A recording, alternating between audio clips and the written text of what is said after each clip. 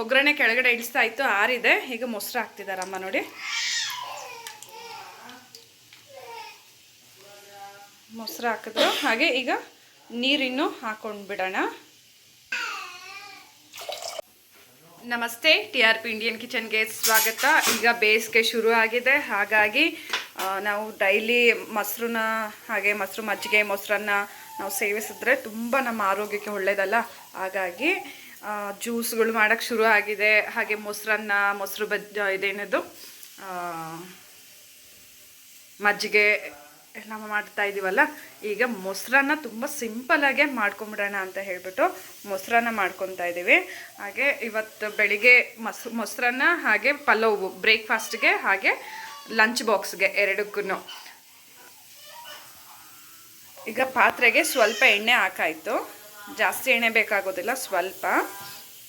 ಪಾತ್ರೆ ಕಾಯಕ್ಕಿಟ್ಟು ಎಣ್ಣೆ ಹಾಕಾಗಿದೆ ನೋಡಿ. ಈಗ ಎಣ್ಣೆ ಬಿಸಿ ಆಗ್ತಿದೆ. ಹಾಗೆ ಎಣ್ಣೆ ಬಿಸಿ ಆಗ್ತಿದ್ದಂಗೆ ಸಾಸಿವೆ ಹಾಕ್ಬಿಡೋಣ. ನಾನು ಪಲಾವ್ ರೆಸಿಪಿನ ಆಲ್ರೆಡಿ ಅಪ್ಲೋಡ್ ಮಾಡಿದ್ದೀನಿ, ನೀವು ನೋಡ್ಕೋಬೋದು. ಫಸ್ಟ್ ನಾವು ಪಲಾವ್ ರೆಸಿಪಿನ ಅಪ್ಲೋಡ್ ಮಾಡಿ ಆಮೇಲೆ ನಾನು ಮೊಸರನ್ನ ರೆಸಿಪಿನ ಅಪ್ಲೋಡ್ ಮಾಡ್ತಾ ಇರೋದು. ಓಕೆನಾ, ಮಾಡ್ತೀನಿ.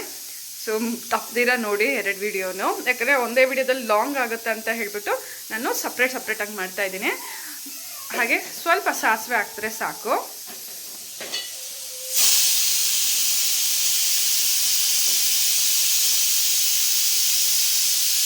ಈಗ ನೋಡ್ಬೋದು, ಒಗ್ಗರಣೆಗೆ ಕೊತ್ತಂಬರಿ ಸೊಪ್ಪು, ಒಂದು ಸ್ವಲ್ಪ ಶುಂಠಿ, ಕರಿಬೇವು ಸೊಪ್ಪು ಹಾಗೆ ಮೆಣಸಿನ್ಕಾಯಿ. ಇದು ಗುಂಡು ಮೆಣಸಿನ್ಕಾಯಿ ಎತ್ಕೊಂಡಿರೋದು, ತುಂಬ ಚೆನ್ನಾಗಿರುತ್ತೆ. ಇದು ಪೂರ್ತಿ ನಾವಿವಾಗ ಒಗ್ಗರಣೆಗೆ ಹಾಕೊಂಡ್ಬಿಡೋಣ. ಕೊತ್ತಂಬರಿ ಸೊಪ್ಪು ಸಮೇತನೂ ಹಾಕ್ತಾ ಇದ್ದಾರೆ ಅಮ್ಮ. ಆಗ ಅದ್ರದ್ದು ಫ್ಲೇವರು ಎಣ್ಣೆನಲ್ಲಿ ಬಿಡುತ್ತಲ್ಲ, ಮೊಸರನ್ನ ಒಳ್ಳೆ ರುಚಿ ಕೊಡುತ್ತೆ.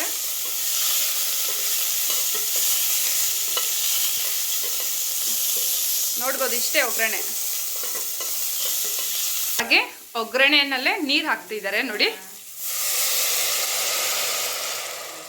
ಈ ರೀತಿ ನೀರು ಹಾಕಿ ಈಗ ಉಪ್ಪು ಬೇಕಿದ್ರೆ ಉಪ್ಪು ಈಗ ಹಾಕೋಬೋದು. ಸ್ಟವ್ ಆಫ್ ಮಾಡಿದ್ರಂತೆ. ಈಗ ಉಪ್ಪು ಹಾಕ್ತಿದ್ದಾರೆ ನೋಡಿ.